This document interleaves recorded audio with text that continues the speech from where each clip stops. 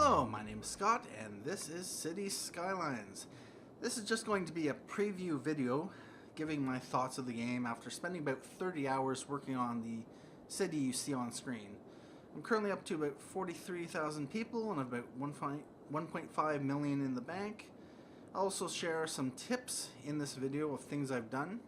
Right now you're just seeing the scenic camera, the no HUD camera, which can be found by clicking the camera icon down in the bottom right corner.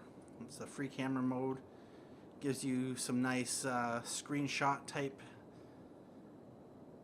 opportunities if you haven't actually seen that before. Anyway, as you can see, and of course the camera has a bit more flexibility in how you can see the game at different angles. My city is divided into several districts. You can see the names on the map here. You have Maple Hills and Cherry District in the north, Sunset District over here in the west. At least I assume that's north and west. It doesn't really matter. Riverside Forestry down here along the river, and North Forest Logging Company. In this area used to be ore mining, but over the course of the game, the ore has mostly been mined out, and we are down to about 37,000 units.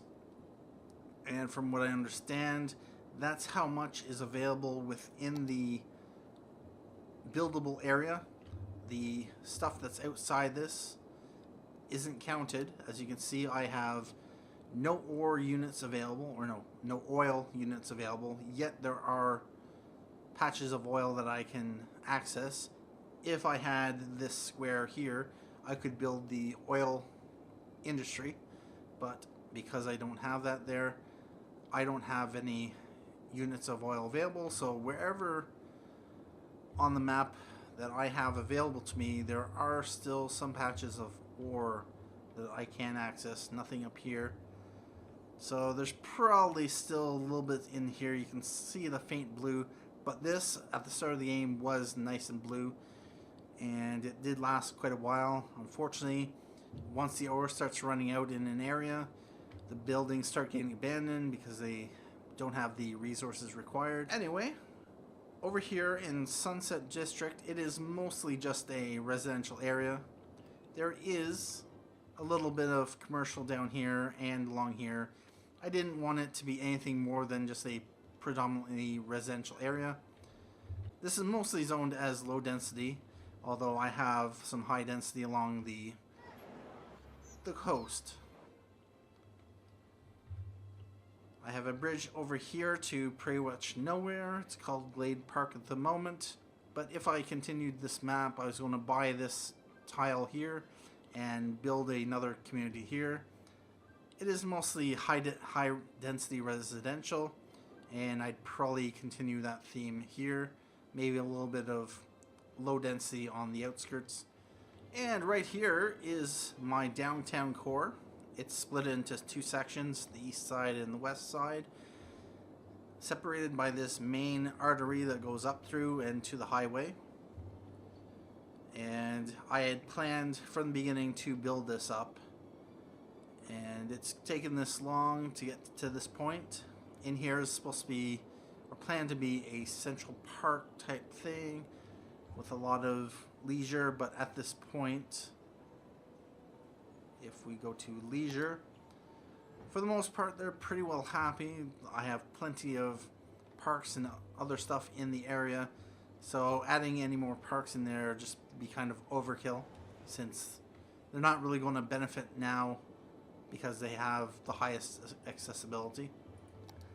This was the residential area that I started with, just a relatively small block of houses, low density mainly. A little bit of a commercial district here just to get me started. Over here across the highway into the downtown is my original industry area. I did since convert it over to the ore mining just to extract as much resources. There was a fair bit here, but it has mostly been mined out. You can see a little bit of blue here, a little bit of blue, a little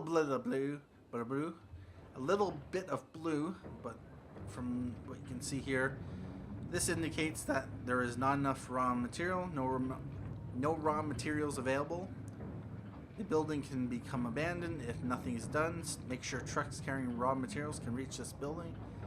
So what's pretty much happening here is there's just not enough ore in this region in order to supply the amount of buildings, and that's what happens as your ore industry does start to dwindle. Up here above the freeway, I'm not sure if it was the second or third tile that I had purchased, although I believe it may have been the second tile, just so I could expand out the residential. I plan to build just a small community here, and just a mostly low residential, low density commercial, just a small town feel. And here's just another more suburban district, and it has all the necessary amenities. Over here is my logging and forestry, as well as I have a patch up here. For the most part, the forestry doesn't really care about what trees are in the area. You can actually make your own forestry areas where they will be completely satisfied. As you can see, this is fairly green. This would be great for the forestry down here as well. But a lot of these trees, as you can see, are ones that I have actually put in just to beautify the area, as well as to try to create a sound barrier for any traffic coming on the highway.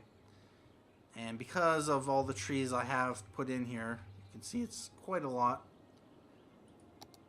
This would be considered, according to the game, to be a good forestry area, even though that's not what it was originally.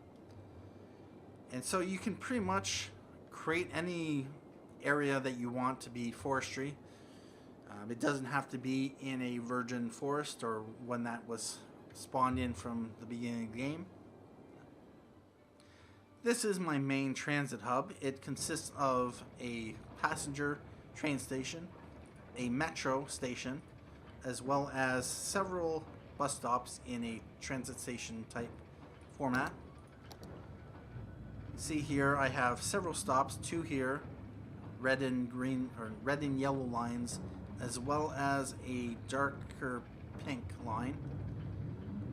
And those three lines, they come this way, and then I have also a lighter pink line, a teal line, a green line, and they all go a different way. And I set this up so that it minimizes the traffic congestion. If you have different buses coming through here and they are kind of merging into the different lanes, it can cause a traffic issue, and this keeps things relatively clean. One thing you can do when you set up your bus lines is you will want to change the default color, which is a light blue. And you do that by clicking on any of the buses and clicking on Modify Line. That allows you to rename the bus line. You'll want to make sure to press the Enter key to confirm it. If you just click away, then the name won't change. You want to select the line color, and this allows you to choose from any variety of different colors.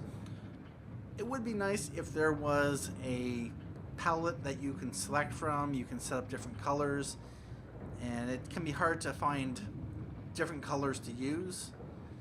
Like I have red, I have a pink one, I have blue, I have a green one, a yellow one, I think there's an orange one in there somewhere. And what can happen, I have, I believe, about 8 lines in the game, 8 or 9, and I started running out of colors, and I have actually a light pink one and a darker pink one, unfortunately, which means that they can be very hard to distinguish. Now you might be saying, okay, that's nice and convenient, but what reason would I have to want to color code them after all? Well, when you look around in this mode, you can see actually that the people who are waiting for the buses are actually color coded to indicate which bus that they are waiting for. So these 3 or 4 people here are waiting for a purple bus, and there's 2 of them that are waiting for the green bus. There aren't anyone there that were waiting for the red bus, but they probably already got picked up. Over here we see a bunch of pink ones, and this gives us an indication of which lines are actually being used and which we should focus on. If we know that, for instance, over here we got a lot of red ones, a lot of people looking to get on the red line. What we can do is we can take a look at see where our red line goes, which is pretty much here down to here. And so where would they be going? If they are here, they're looking to go in this area. Whether or not they just stop here or take the metro somewhere else, they're pretty much waiting for the red line. So it might be a good idea, if we do have a lot of red guys as well as a lot of purple guys and green here, is just to figure out, okay, where are they going? And then we can possibly figure out, can we set up a line which can make these guys a little bit more efficient? And in my city I have here, yellow goes around this low density residential area to the transit station. Teal does a short loop in the residential here, but does a loop in the industrial to get people to and from work. Red is just a downtown express going through here. Purple's here as well, although it does wrap around and cover this area. We have a gold or yellow color that's going out to Sunset Heights. And also you can see my metro line. I have 2 main lines. There is the north-south. It goes all the way up to Maple Hills. And as well, it splits off here. This part stops at the university, which is right here. And there's a stop here for the Expo Center, that's right, as well as the passenger harbor. Overall, I have enjoyed playing this game, and I've spent about 30 hours in it, and it was pretty much 2 big sessions. The first one, I can't believe I got through the entire day, 16 hours from when I woke up to when I went to sleep. And then I played another 12 hours or so, just finishing up and expanding the city before I decided, you know what, I think I'm fairly comfortable with the city enough that I can actually start a Let's Play on this. So that's what I'm going to do next. You can see that, for instance, I haven't connected this up, which I plan to, and I plan to expand here. And there's a lot here that I can develop. And I may add some residential up here. But for the most part, everything is relatively finished for development wise. I plan to repurpose this. This used to be the old ore mining, which is no longer ore mining because, as I mentioned earlier, all the ore, or most of the ore, has been already mined out. Anyway, that's it for me, and I hope you enjoyed this preview. And I am looking forward to getting started on a new city. And if you're wondering, this is, I believe, the Sandy Beach map. If we go to quit, main menu,